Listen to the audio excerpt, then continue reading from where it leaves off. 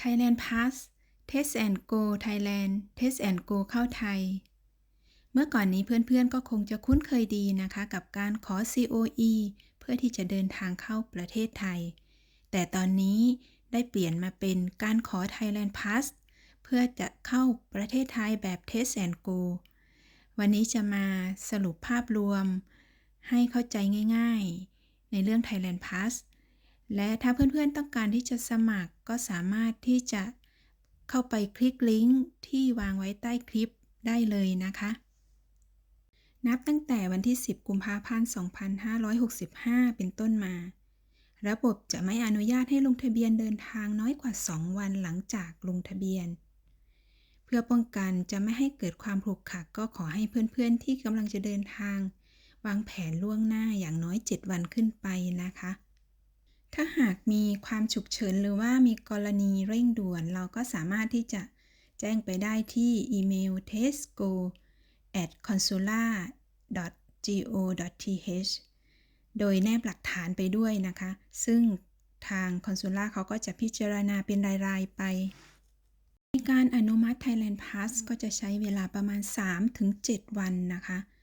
ซึ่งผู้เดินทางก็ควรจะวางแผนในการลงทะเบียนและขอแนะนำให้วางแผนในการลงทะเบียนในช่วงแรกๆของการเปิดลงทะเบียน Test and Go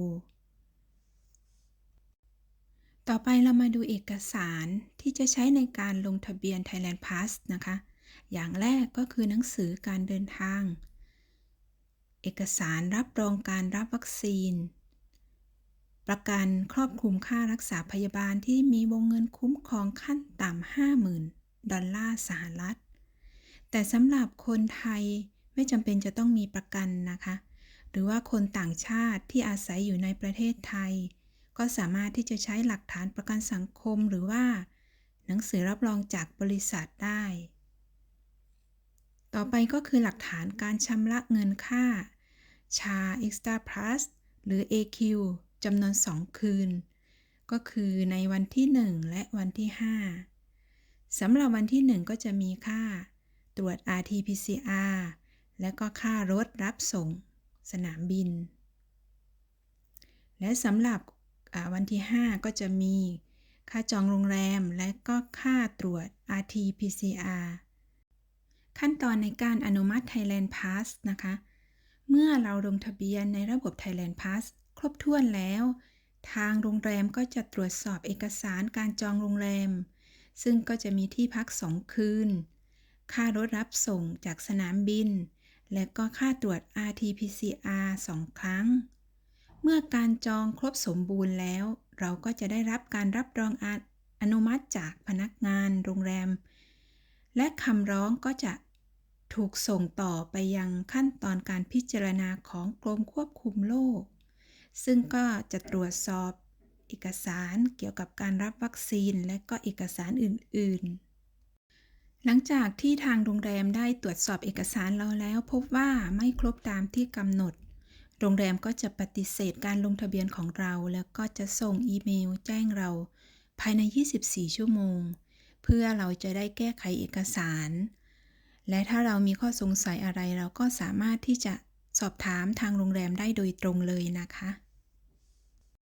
ทางที่ดีและก็ทำให้การอนุมัติรวดเร็วที่สุดก็คือเราจองแพ็กเกจห้องพักโดยตรงกับทางโรงแรมเลยเนื่องจากว่าโรงแรมนั้นจะเป็นผู้อนุมัติเอกสารดังกล่าวของเรานะคะหลังจากที่ทางโรงแรมอนุมัติเอกสารการจองที่พักของเราแล้วและก็กรมควบคุมโรคตรวจสอบเอกสารเกี่ยวกับวัคซีนเรียบร้อยเราก็จะได้รับ Thailand Pass QR Code ทางอีเมลนะคะภายใน 7 วัน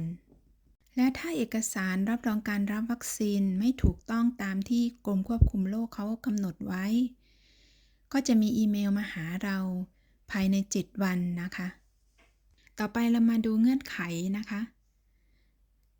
การเดินทางมาได้จากทุกประเทศทุกพื้นที่ต้นทาง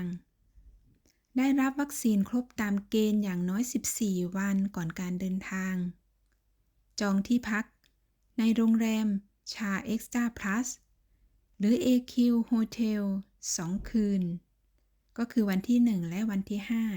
5 และในหน้าเว็บไซต์ก็ยังจะมีรายชื่อประเทศ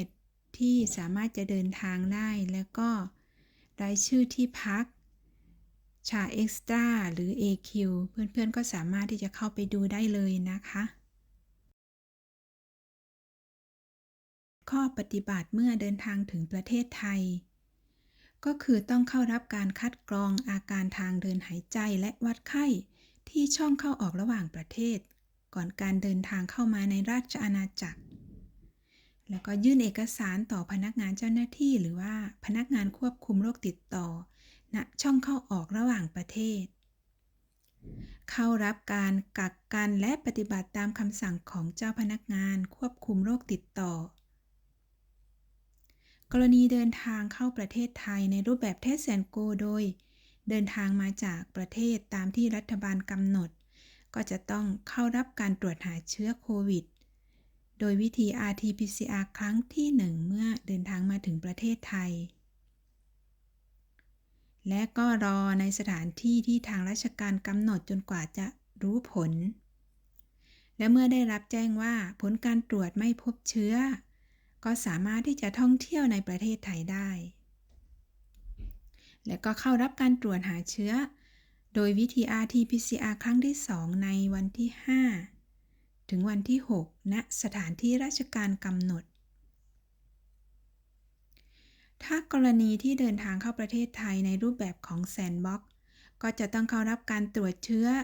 โดย RT-PCR 2 ครั้งตามที่กำหนดไว้ตามเงื่อนไขนะคะก็คือหากอยู่แซนด์บ็อกซ์โปรแกรมน้อยกว่า 7 วันต้องไม่ออกจากพื้นที่แซนด์บ็อกซ์ที่กำหนดยกเว้นว่าการเดินทางออกจากประเทศไทยเท่านั้นถ้าหากอยู่แซนด์บ็อกซ์โปรแกรมตั้งแต่ 7 วันขึ้นไปก็สามารถจะเดินทางไปจังหวัดอื่นๆในประเทศไทยได้ทีนี้กรณีที่เดินทางเข้าประเทศไทยในรูปแบบ AQ ก็จะต้องเข้ารับการตรวจเชื้อโดยวิธี RT-PCR 2-3 ครั้งตามเงื่อนไขที่กำหนดไว้เข้ารับการกักตัวอย่างน้อย 7 วันถึง 10 วันหรือ 14 วันและจะต้องปฏิบัติตามคำสั่งของเจ้าพนักงานควบคุมโรคสำหรับเที่ยวบินการเปลี่ยนเครื่องจากต่างประเทศไปยังปลายทางทำได้เฉพาะผ่านสนามบินสุวรรณภูมิไปยังสนามบินสมุยและภูเก็ตภายใต้เที่ยวบินพิเศษซิลรูทโดยไม่มีปะปนกับผู้โดยสารในประเทศหมายเลขเที่ยวบิน 4 หลักของบางกอกแอร์เวย์เท่านั้นนะคะเพื่อนๆที่กำลังสมัคร Thailand Pass ถ้าเจอปัญหาในการสมัครยังไงก็แชร์ในคอมเมนต์มาเล่าสู่กันฟังได้นะคะ